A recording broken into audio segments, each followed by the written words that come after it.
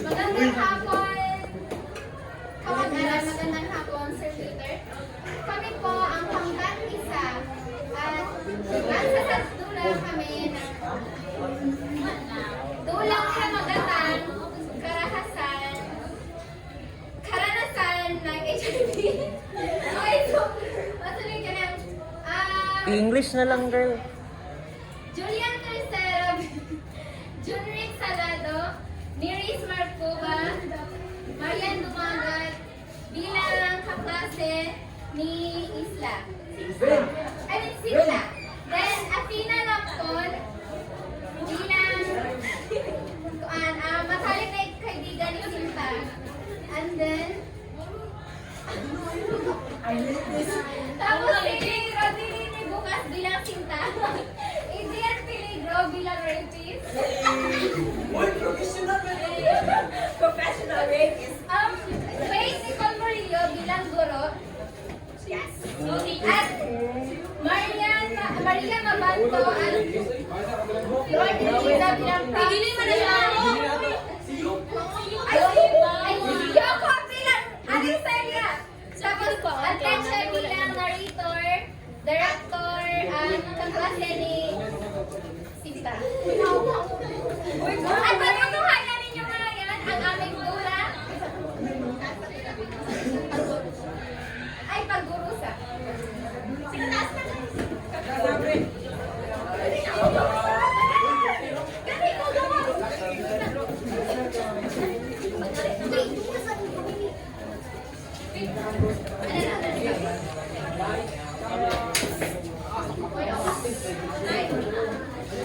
Sa kasalukuyang panahon, dumarami na ang mga masasamang loob. Wala na silang pinipiling lugar, makapublikuhan. Ang iba sa kanila ay nagdudulot ng masasamang epekto. Sa Isla Kaligayahan, may nakatirang dalagan ang pangalan ay Sinta. Siya ang panganay na anak ni Aling Halayan. Matagal na siyang walang anak. Simula pa nung nasa sinapupunan pa siya ng kanyang ina. Iniwan na sila ng kanilang padre di pamilya at sumakabilang bahay na. Lumaki sa hindi marangyang buhay ang dalaga. Ang kanyang ina ay isang magsasaka lamang na may kakarampot na kita. Hindi ito sapat sa kanilang pangaraw-araw na pangangailangan. Kaya minabuti niyang magsumikap sa buhay upang matulungan ang kanyang ina. Nag-aaral siya sa umaga habang nagtatrabaho naman siya sa gabi. Ay, sugot pa ito na mag-aral, no? Sinabi mo ba? Hindi ko na nga alam kung anong unahin eh. Pero kailangan. O siya, sige na nga. Mauna na ako. May pupuntahan sa ako eh. At saan ka pupunta? Pero nakita ka, no? Sa tindahan ako pupunta ko eh. Sige.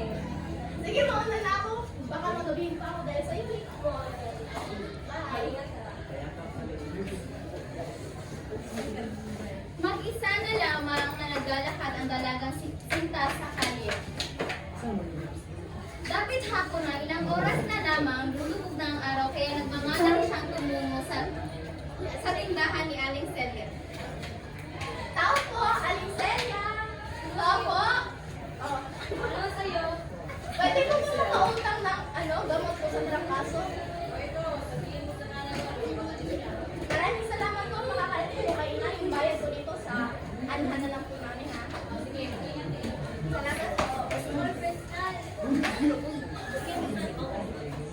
Malapit na matilim ang paligid, kaya mas kinadalian ni Sinta na maglakad.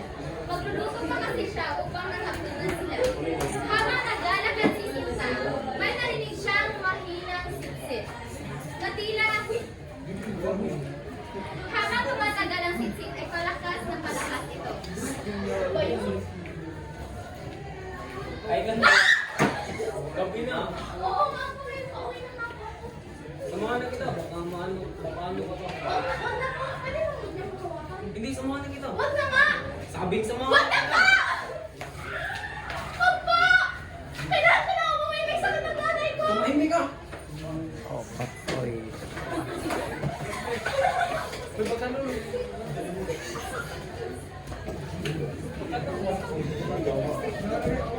Inampahan ng lalaki si Sinta at ito nawala ng kuliran. Doon na nangyari ang pambabagoy kay Sinta. Walang awas siyang mabuwang ang dalaga na ang lalaki sumasasampa niya ay may sakit na HIV. Walang pinagsumbungan si Sita kasi pinagbabataan siya ng lalaki na sa oras na siya'y magsumbong.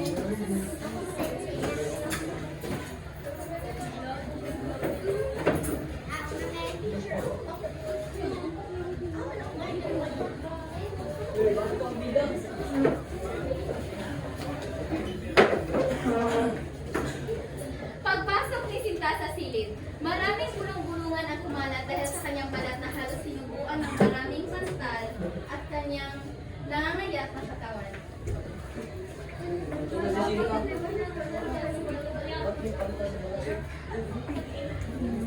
Oh, Sinta, mabuti naman kumakita ka na. Ano ba nangyari sa'yo? Sorry po, ma'am. Ano nga yun? Kasi po, ma'am, may ano po ako eh. May... Ano? May HIV ka? Ano?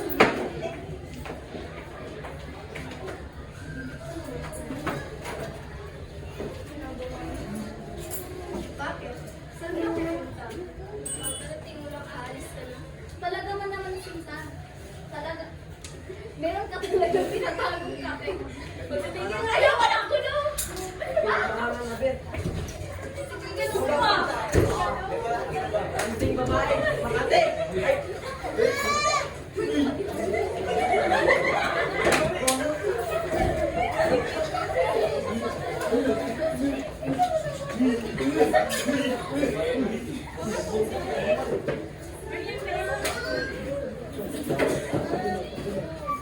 Kinabukasan, pinagdasal ni Sinta na sana hindi na siya tungkol sa mga kaklase. At siya ay pumasok sa kanilang paaralan.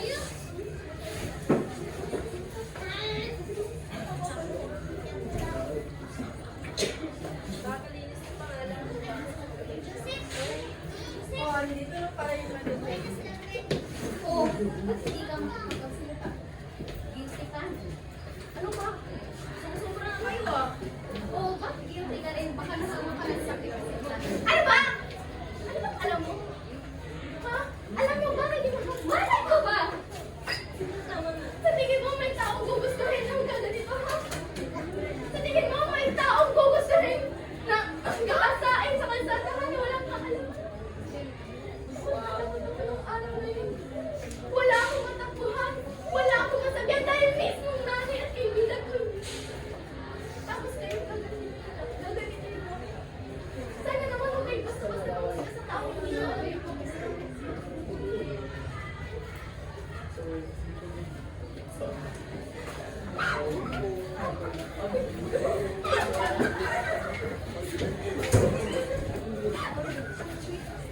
Ang kanyang mga mapanghusgang kaklase ay naliwanagan. Nagsisi sila sa nagawa nila kay Sita. Upang makabawi, nasumbong sila sa otoridad sa nangyari kay Sita at ang lalaki ay nakamit ang nararapat na parusa. Kayo ay makaso sa akin ni Sita.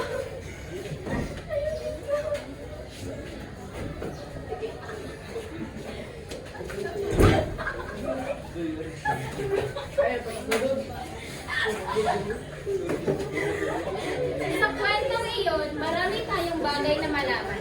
Una, ang huwag manghusga sa taong hindi mo alam ang totoo nilang istorya. Pangalawa, ang HIV ay hindi sakit na dapat husgahan o pantilian. Dapat natin tulungan ang mga taong may ganitong sakit na lumalaban sa araw-araw na pagsuko. At yun po ang aming sabi.